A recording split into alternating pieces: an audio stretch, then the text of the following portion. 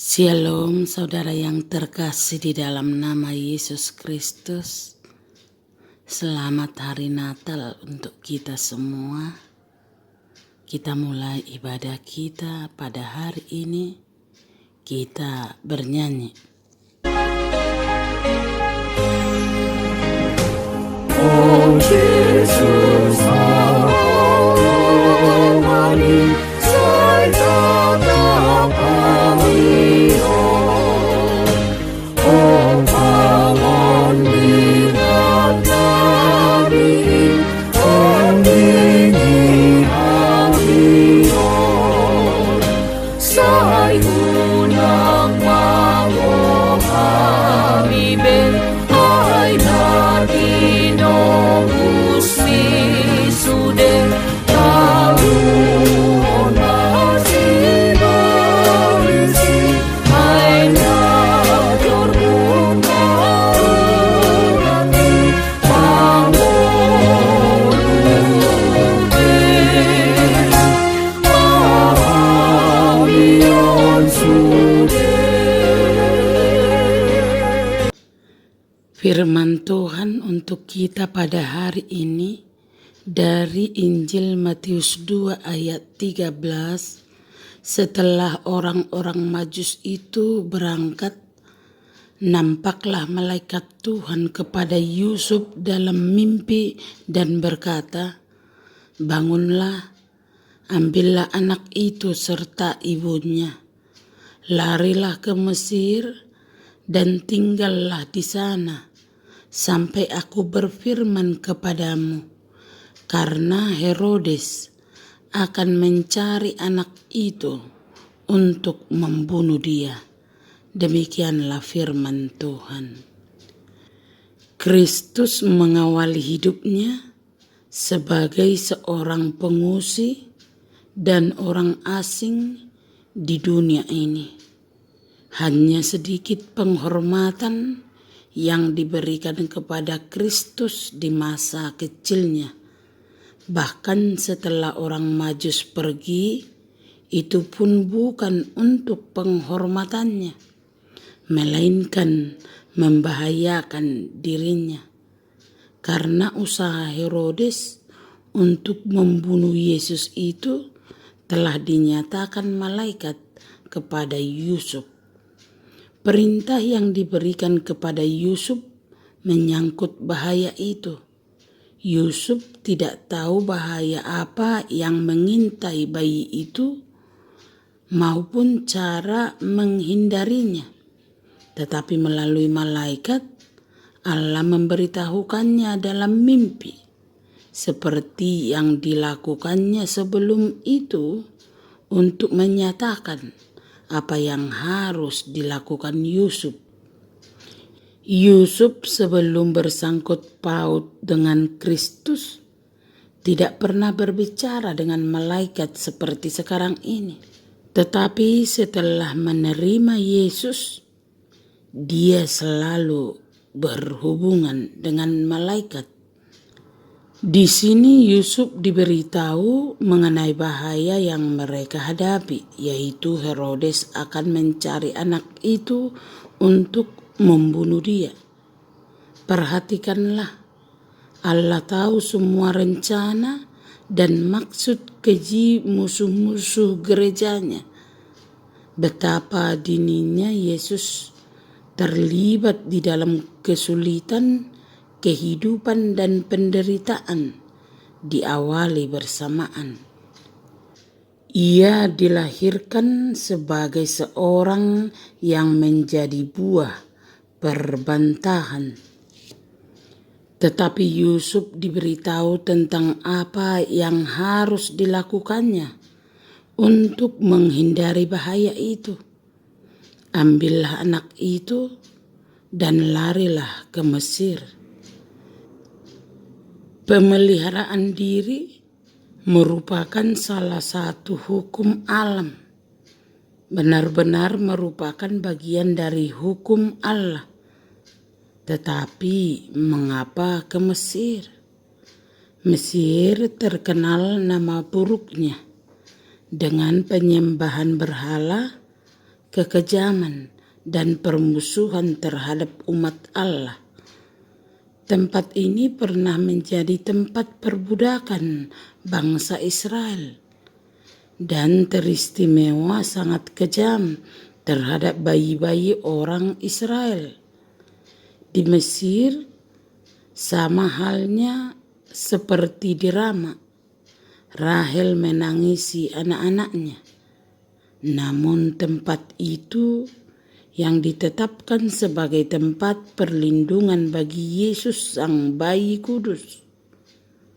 Perhatikanlah Allah, bila berkenan, bisa mempergunakan tempat-tempat yang terburuk sekalipun untuk tujuan yang terbaik.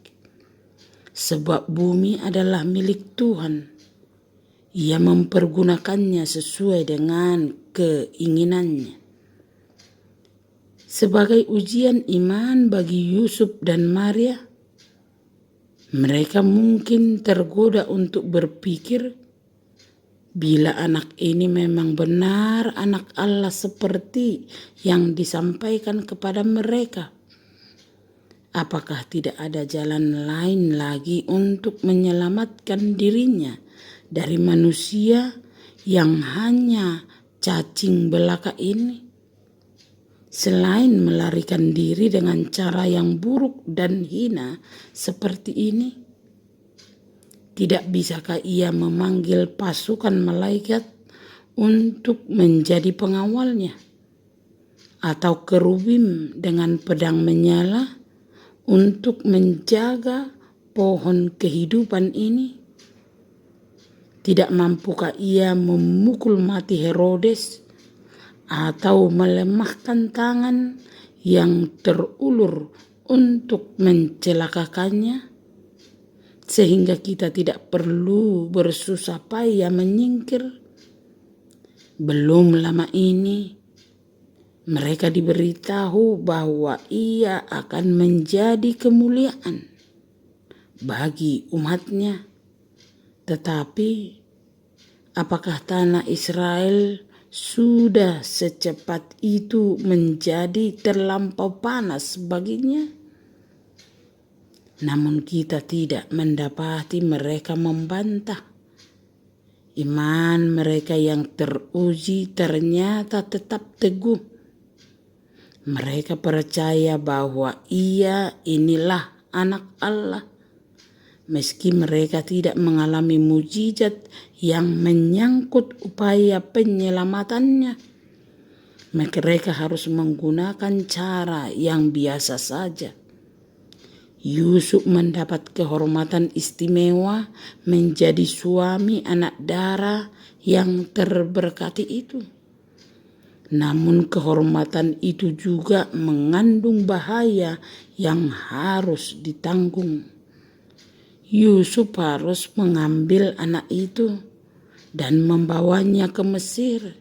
Dan sekarang tampaklah betapa baiknya Allah memperlengkapi anak itu serta ibunya dengan menunjuk Yusuf sebagai pendamping yang begitu dekat hubungannya dengan mereka. Sekarang emas yang dipersembahkan oleh orang Majus itu akan cukup untuk kebutuhan mereka. Allah mengetahui kesusahan yang akan dialami umatnya, dan ia sudah menyediakan apa yang mereka perlukan sebelum mereka mengalami kesulitan itu.